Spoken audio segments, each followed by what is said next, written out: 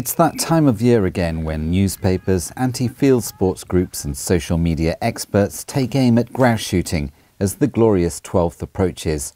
Regular as clockwork, they accuse gamekeepers of crimes, spread disinformation about shooting and sow more hatred towards rural communities. Each year it seems to be getting more intense and some of the claims more outlandish.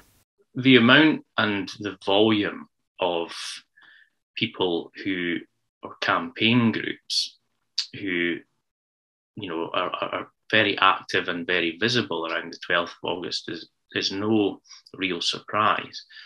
I mean, one of the interesting things is you could say that grouse shooting has actually increased the amount of employment it sustains, because it's also sustaining campaign groups whose raison d'etre is to get rid of grouse shooting.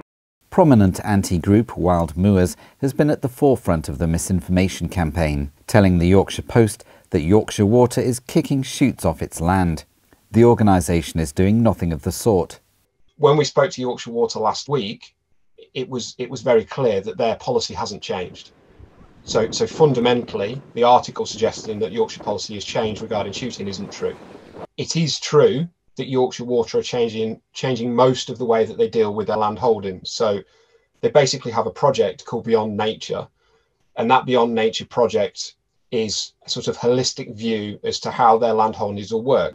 So it's very important for Yorkshire Water that they can look at their shoot tenants and they can make sure that their shoot tenants are delivering for net gain, again, whether that be carbon, whether that be wildlife, or whether that be communities or the economy. Personally, that's absolutely right. I think that the best, most forward-thinking shooting tenants should be aligned and working with people like Yorkshire Water.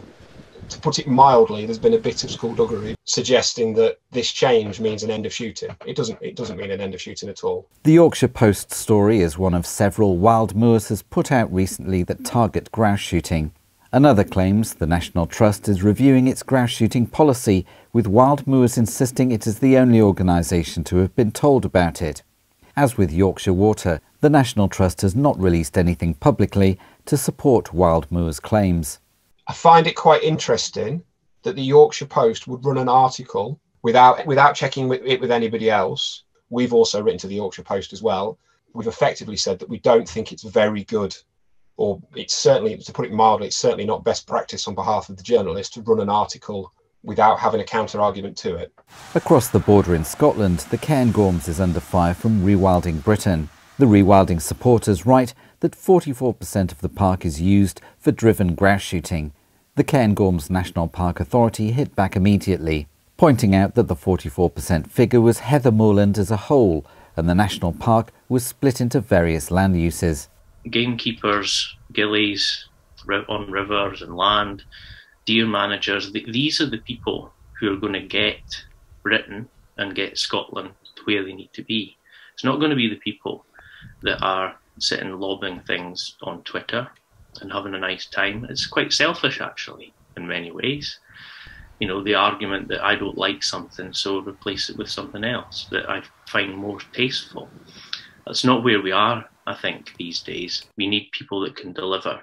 Probably the best thing that people can do is maybe to get off Twitter and go and get themselves a deer management qualification, or learn how to manage fuel loads in the countryside so that we can deal more adeptly with wildfire and future wildfire. These are the people that are going to deliver. So the idea that this amount of percentage of land is used for this or that, so what? Whatever. Rewilding Britain's report includes standard cut-and-paste complaints about shooting, insisting driven grouse moors are associated with the controversial burning of vegetation and the illegal persecution of birds of prey.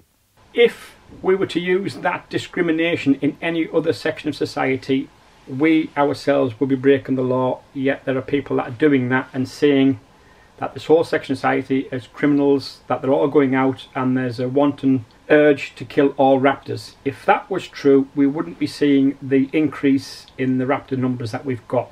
The number of gamekeepers has increased over the recent years. What's happening is it's the increase in the report of an incident, not a conviction. The convictions of wildlife crime involving raptors has gone down. There are more successful convictions over goldfinches. the vilification of gamekeepers has been going on now in an endemic way for, several decades.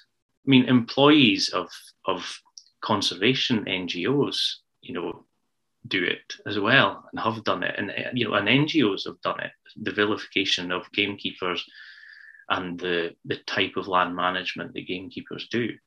So, unfortunately, what that's done is it's created this sort of tinderbox where everyone just lobs things at each other. While gamekeepers' estates and shoots go out of their way to follow the rules, update their practices and spearhead sustainability, the Antis are once again sticking to age-old tactics of intimidation and mudslinging. There has to be responsibility taken from the people who began this a long time ago, and that will be the way to sort it out. But it's sad, and it's sad that it happens on either side, because it's not the way forward.